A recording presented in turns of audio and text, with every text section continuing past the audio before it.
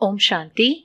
मेरा अलौकिक जन्म सन 1972 में महाराष्ट्र के अमरावती जिले के एक धार्मिक परिवार में हुआ, जिसमें मेरी पालना खिले हुए फूल समान हंसते खेलते होती रही। बचपन खेलने कूदने और विद्यालय की पढ़ाई में चला गया तथा देखते ही देखते मैं बड़ा होकर कॉलेज जाने लगा। माता पिता बहुत खुश थे। उनकी आशाओं को पूरा करना मैंने अपने जीवन का लक्ष्य बना लिया था। जीवन बसंत के समान हरा भरा था, लेकिन बसंत के बाद आने वाली पतझड़ का मुझे जरा भी एहसास नहीं था। मेरी सारी भविष्य योजनाएं उस समय धूमिल हो गईं जब मैं गलत दोस्तों के संग में आ गया। बुरे व्यसनों में फंसने लगा और कुसंग का रंग मुझ पर जमने लगा।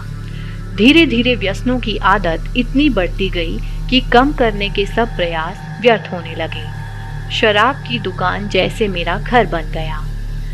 दिन में मैं पानी कम और शराब ज्यादा पीता था। एक बुराई अनगिनत बुराइयों के आने का दरवाजा खोल देती है। शराब की गंदी आदत ने भी ऐसा ही किया। मुझे तंबाकू, जुआ, गांजा, सिगरेट आदि की भी लत लग गई। मुझे घर से पैसे तो नहीं मिलते थे, लेकिन दोस्तों से मांग कर मैं अपना काम चला लेता था। मैंने एक इंजीनियर के साथ देखरेख करने का एक छोटा सा कार्य प्रारंभ किया। उससे थोड़े पैसे मिलने लगे और हमारा गंदा खाने पीने का बंदोबस्त होने लगा। कार्यस्थल पर भी शराब मेरे साथ रहती थी। शराब के नशे में झगड़ा करना, गालियां देना मेरा स्वभाव बन गया था। कुसंग का रंग इतना बढ़ा कि हम दादागिरी करने वालों का एक बदनाम संगठन बन गया। एक बार कार्यस्थल पर मेरा किसी से झगड़ा हो गया। ऐसे में मैंने उसको गालियां देना शुरू कर दी। इस पर उसने गुस्से में आकर मेरे सिर पर ऐसा फावड़ा मारा कि मुझे रात भर होश नहीं आया।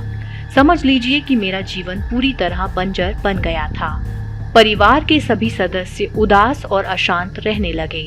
मेरी माँ मेरे लिए अच्छे होने की प्रार्थना भगवान से करती, उपवास एवं व्रत भी रखती। उसका यह श्रद्धा भाव देखकर मुझे कभी कभी महसूसता आती थी कि नशे के कारण मेरा बहुत नुकसान हो रहा है। मेरे भक्ति भाव के संस्कार भी कभी कभी प्रकट होते थे और मैं अमरावती के प्रसिद्ध अंबा देवी के मंदिर में नवरात्रि के दिन जाता था और प्रार्थना करता था कि मेरा जीवन अच्छा और आदर्श बन जाए और मैं सभी व्यसनों से मुक्त हो जाऊं। पर अन्य कई लोग अक्सर कहते रहते थे कि किसी भी कीमत पर इसका परिवर्तन होना संभव नहीं। जब ऐसे विचार मेरे कानों तक पहुंचते थे तो मैं बहुत ही निराश हो जाता था और इस निराशा को भुलाने के लिए पहले से भी ज्यादा शराब पीना आरंभ कर देता था। उन्हीं दिनों मेरी माँ ब्रह्मा कुमारी ईश्वरीय विश्वविद्यालय में जाने लगी तो उसके जीवन और व्यवहार में काफी परिवर्तन आया। वह पहले से थोड़ी ज्यादा खुश रहने लगी। कभी कभी मुझे प्यार से आश्रम में चलने को भी कहने लगी, लेकिन मैं यह जरूरी नहीं समझता था। वह कहती थी, एक बार आश्रम में चलकर बहन जी से मिल लो।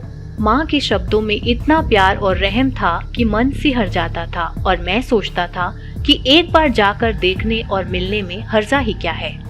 आखिर वह दिन आया जब मेरे वीरान जीवन में नई बहार आई। मैं पहली बार प्रजापिता ब्रह्मा कुमारी ईश्वरीय विश्वविद्यालय के स्थानीय शाखा में गया और संचालिका बहन से मिला। बहन जी का रूहानियत से भरपूर चेहरा, उनकी रूहानी मीठी वाणी जैसे मन को भा गई। जैसे जैसे वह मुझे राजयोग और सृष्टि चक्र के बारे में बताती जा रही थी, वैसे वैसे मैं धन्य अनुभव करता जा रहा था। ऐसा लग रहा था मानो आसमान से फरिश्ता उतरकर मुझे सुना रहा हो और मुझे जीवन श्रेष्ठ बनाने की प्रेरणा दे रहा हो। मैंने मन ही मन जीवन को श्रेष्ठ बनाने की ठान ली। जीवन में नया सूर्य उदित हुआ और उसकी किरणों से व्यसन रूपी कीटाणुओं का नाश हुआ। उन्हीं दिनों मुझे व्यसन मुक्ति शिविर में मधुबन वरदान भूमि पर जाने का शुभ अवसर प्राप्त हुआ।